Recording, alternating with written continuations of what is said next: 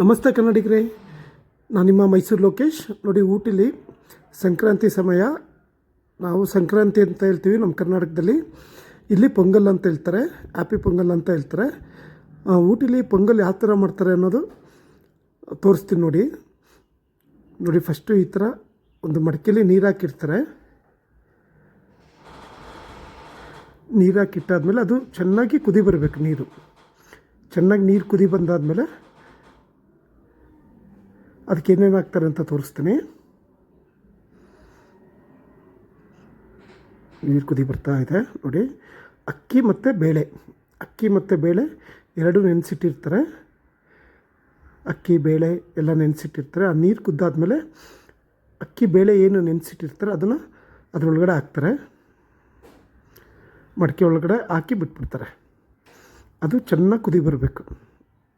ಅಕ್ಕಿ ಬೇಳೆ ಏನು ಹಾಕಿದರೆ ಅದು ಚೆನ್ನಾಗಿ ಕುದಿ ಬರಬೇಕು.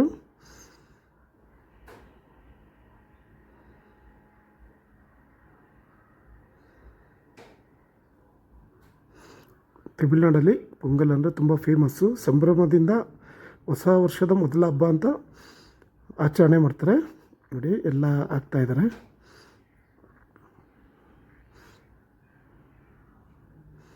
ಒಂದು ಅರ್ಧ ಬಕೆಟ್ ಇತ್ತು. ಅಕ್ಕಿ ಮತ್ತು ಬೇಳೆ ಎರಡು ಸೇರಿ ಹಾಕಿರೋದು. ಇದು ಚೆನ್ನಾಗಿ ಕುದಿಬೇಕಿದು.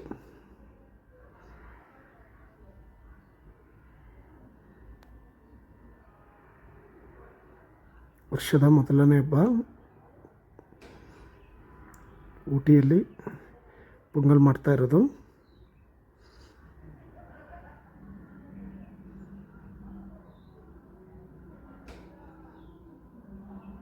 ನೋಡಿ, ಈಗ ಚೆನ್ನಾಗಿ ಕುದಿ ಬಂದಿದೆ. ಅದು ಚೆನ್ನಾಗಿ ಬೆಂದು ಕುದಿ ಬರ್ತಾ ಇದೆ. ಕುದಿ ಬಂದು ಅದು ಒಂದೇ ಕಡೆಗೆ ಏನು ನಾವು ಹಾಲು ಕುದಿಸಿ ಇದು ಮಾಡ್ತೀವಲ್ಲ ಆ ಥರ ಒಂದೇ ಕಡೆಗೆ ಅದು ಸೋರಬೇಕು. ಅದು ಕುದಿ ಬಂದು ಆಗ ತುಂಬ ಒಳ್ಳೆಯದು ಅಂತ ನಂಬ್ತಾರೆ ಇಲ್ಲಿನ ಜನ. ಎಲ್ಲ ಕಡೆಯೂ ಹೋಗ್ಬಾರ್ದು, ಒಂದೇ ಕಡೆಯಿಂದ ಅದು ಸೋರಿದ್ರೆ ತುಂಬ ಒಳ್ಳೆಯದು ಅಂತ ನಂಬ್ತಾರೆ ಇಲ್ಲಿ.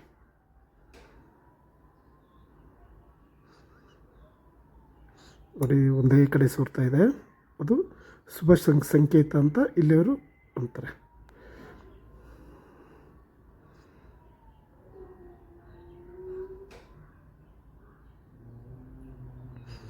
ಅದು ಚೆನ್ನಾಗಿ ಕುದ್ದು ಬೆಂದಾದಮೇಲೆ ಇದು ಬೆಲ್ಲ. ಇದು ಒಂದು ರೌಂಡ್ ಬೆಲ್ಲ, ಒಂದು 4-5 ಬೆಲ್ಲನ ಜಜ್ಜಿ ಪುಡಿ ಮಾಡಿ ಇಟ್ಕೊಂಡಿರ್ತಾರೆ. ಅದು ಚೆನ್ನಾಗಿ ಅಕ್ಕಿ ಬೇಳೆ ಕುದ್ದಾದಮೇಲೆ ಅದರೊಳಗಡೆ ಬೆಲ್ಲ ಹಾಕ್ತಾರೆ. ಈಗ ಸಿಹಿ ಪೊಂಗಲ್ ರೆಡಿ. ಇದೊಂದು ಸ್ವಲ್ಪ ಹೊತ್ತು ಕುದ್ಬಿಟ್ರೆ ಮಿಕ್ಸ್ ಮಾಡ್ತಾರೆ. ಮಿಕ್ಸ್ ಮಾಡಾದ್ಮೇಲೆ ಸ್ವಲ್ಪ ಚೆನ್ನಾಗಿ ಕುದಿಸ್ಬಿಡ್ತಾರೆ. ಆಮೇಲೆ ರೆಡಿ. ನೋಡಿ, ಸಿಹಿ ಪೊಂಗಲ್ಲು ಊಟಿಲಿ ಈ ಥರ ಮಾಡ್ತಾರೆ. ಸಿಹಿ ಪೊಂಗಲ್ ರೆಡಿ. ಓಕೆ, ಬಾಯ್ ಕನ್ನಡಿಗರೇ. ಹಾಗೆ ಸಬ್ಸ್ಕ್ರೈಬ್ ಮಾಡಿ ಮರಿಬೇಡಿ. ಈ ಥರ ಒಳ್ಳೊಳ್ಳೆ ವಿಡಿಯೋಗಳು ಹಾಕ್ತಾಯಿರ್ತೀನಿ.